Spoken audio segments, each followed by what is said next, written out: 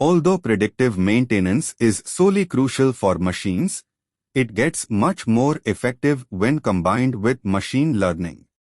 Predictive maintenance with machine learning helps machines or systems predict various types of machine failures and reduce time through various specific techniques.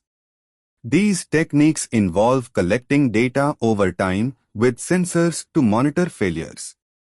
Firstly, a sensor is added to respective machine systems to monitor, and then it stores time series data for respective operations. The collected data, fetched by sensors for predictive maintenance, shows a time series containing timestamps and sensor readings. Further, this timestamped data enables the ML-based application to predict the failure accurately with precise timing. There are mainly two machine learning-based predictive maintenance approaches as follows.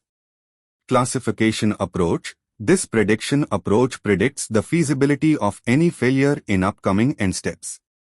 Further, it also tells us whether there are any possible failures in the remaining steps.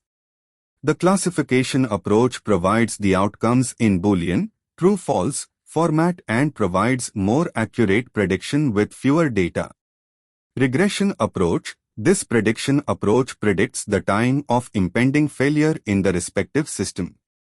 This is also known as remaining useful life, RUL.